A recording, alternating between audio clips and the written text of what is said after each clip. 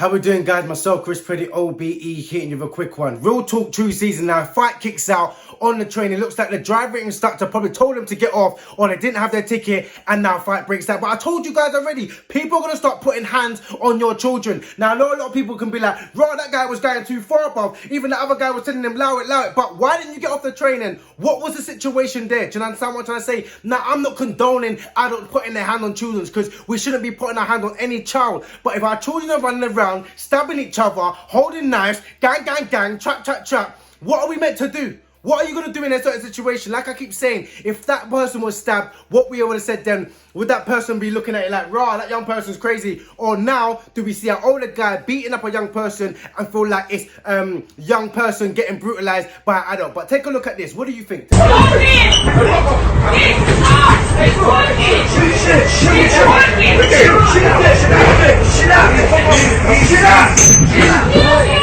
Seems like my man must have said something to him. I don't even know what was going on. I don't know whether it was a racial remark. I don't know where he told him to get off the train. I don't know whether the guy was being dismissive or abusive. I don't know what happened, but do you see how the frustration starts to spill out now? Because we don't have no control in our system. We don't have no understanding where people have got respect. There's no respect anymore. You see how youths out here right now? Two of you lot are spoiled. You're ungrateful. I was in the school today, you man are throwing around pens thinking you're the bad man. But I keep saying to you, man, but you're a bad man. Man's in a band though, sir. Man's going OT. But what, you lot are still throwing around pencils and breaking pens and throwing it at each other. You lot can look up boys, and it's sometimes we need to start treating our kids like kids.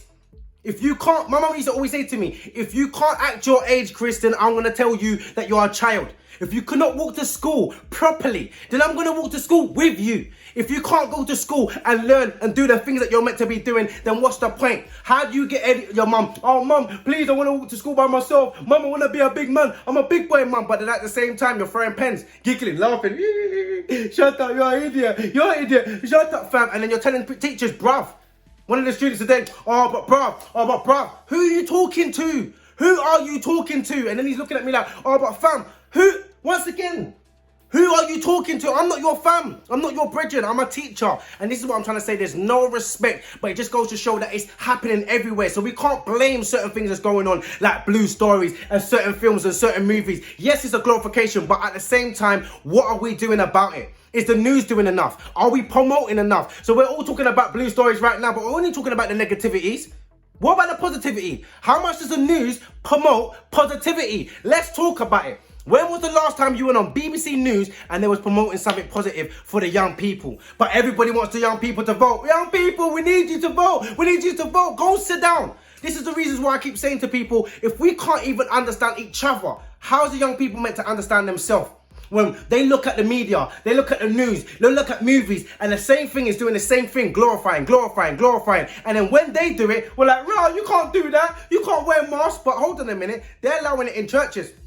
Hold on a minute, they're allowing it in establishments and restaurants and events. Well, that's calm, yeah? So if we're allowing these kind of things, what do you expect the young people to do? They're only going to react on certain things that's happening around them. And then sometimes I don't blame them. Let's keep it real. I don't blame them sometimes, because all of us as adults, we sit there and say that we want change. But where's the change? Where's the change? You still see mums, single mums, pushing up. You still see dads talking about bando, trap. You still see dads in prison talking about gang. What are they learning? Who do they look up to? And it's so true that someone was saying something just the other day. There was just like, but Chris, when you break it down on a real substance of what is the kid's aspiration, who do they see, even if there was someone positive, who do they look up to? And I was like, what do you mean? There was just like, everybody that they look up to right now is either a rapper, a footballer, celebrity, actor. There's no politicians in there. There's no doctors in there. There's no lawyers in there. There's no real understanding of real positive people. Like, it seems like if you're not in the entertainment business, then you cannot progress as a young person. That's all we promote. And it's true. And I was looking at it like, rah, like all the role models of what the kids will look up to is either a musician, a footballer, an athlete. This is all entertainment. What about the other stuff? What about the other jobs? And this is the reasons why it's so sad, man. I just had someone just on the phone just to me just now telling me that they've just lost another young person. Another young person's just been stabbed, just been killed. Another life gone. Another future down the drain. And we're talking about up and coming elections and everything. But this is the reasons why we need to vote. This is the reasons why we need to get off our backside and do something. We can't keep sitting there. Oh, it's not going to change. Oh, it doesn't matter if you vote. Oh, well, don't complain. In 6 months' time, I don't want to hear nobody complaining about benefits, council tax. I don't want to hear no one complaining about universal credit, bedroom tax. I don't want to hear you lot complaining about nothing. NHS, travel, because you didn't vote. So if you didn't vote, you don't have a right to speak. That's how I'm moving right now. You don't have a right to speak, because it's funny how everybody's got a biaga thing to say. I've got this, I know what to do, I've got the solution, but no one don't want to step up now.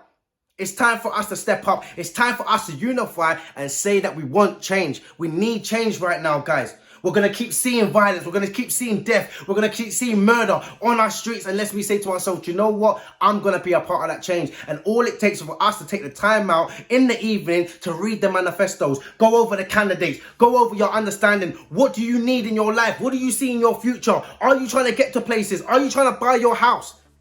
Are you trying to own your own business? Are you trying to get the job that you want? So how does that move? How does that navigate for you? How does that look like? What kind of support do you need? This is up to you, parents. I know a lot of parents call me, Chris, I need help. This is your chance. What do you need? Tell them what do you need, and let's go for it, guys, man. But it just hurts me that the fact that the young kids are spoiled, they're ungrateful, they're running around thinking that they can do what they want, thinking they can talk to anybody that I want. But it's funny how you guys want that respect. So it's down to all you young people right now. I'm going to give you a task. Yeah, not even a task, a challenge. If you lot think that you lot are your age and you think you're a man and you think you're grown, then act your age then, innit, big man? Yeah, straight. Act your age.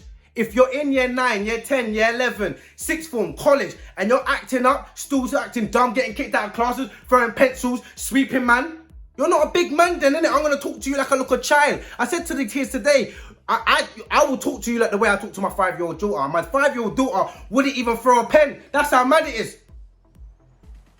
It doesn't make any sense. So you kids always want to act grown, want to be grown, but then they start acting your age then. And parents, start sticking it on them, man. Start talking to your teenagers like children. If they can't act like adults, start talking to them like children. Because a lot of our boys, not a lot of the girls, but a lot of our boys are just acting silly, man. I couldn't believe it today, man. It was just so upsetting, because it's like I was trying to tell them that there's people in Ethiopia, there's people in Africa that will appreciate a pen to be able to go to school and learn. And you man are dashing it around like it's nothing. Like, you lot are getting all this kind of stuff, Apple Mac computers, you lot are getting all this technology, you're getting all the clothing, and like, you don't even know that there's other people in certain countries that don't even know about Nike and JD.